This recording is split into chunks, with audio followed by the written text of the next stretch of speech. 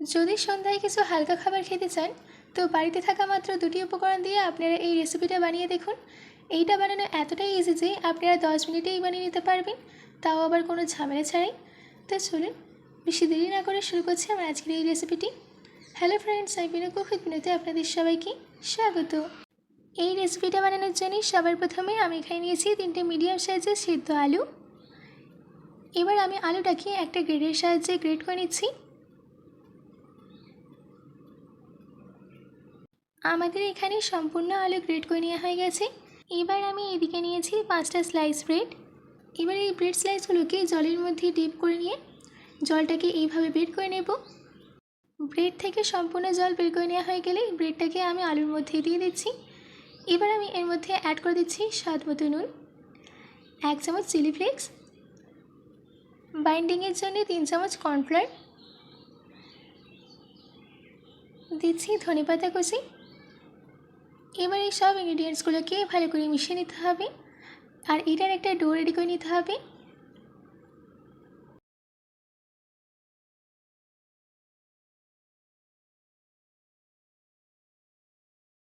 দেখুন আমাদের এখানে ডোটা রেডি হয়ে গেছে।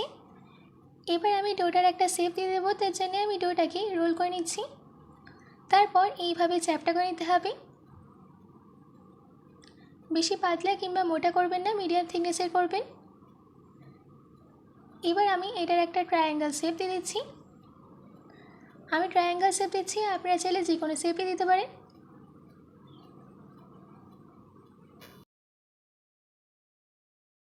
দেখুন আমাদের এখানে ট্রায়াঙ্গেল শেপ দিয়ে দেওয়া হয়ে গেছে। এবার আমি এটাকে ভেজে নেব।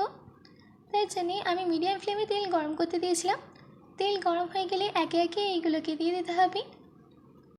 এবার এটাকে ততক্ষণ ভেজে নিতে হবে যতক্ষণে এদের মধ্যে একটা সুন্দর গোল্ডেন ব্রাউন কালার চলে আসে। একটা সাইড হয়ে গেলে অপর সাইডে উল্টে দিতে হবে। অপর সাইডেও একটা সুন্দর গোল্ডেন ব্রাউন কালার আসা অবধি ভেজে নেব।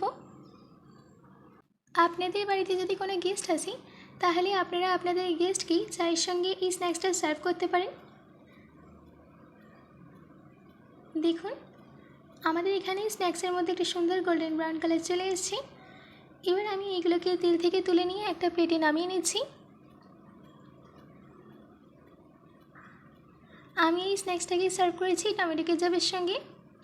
আশা করছি আমার আজকের এই রেসিপিটা আপনাদের ভালো লেগেছে।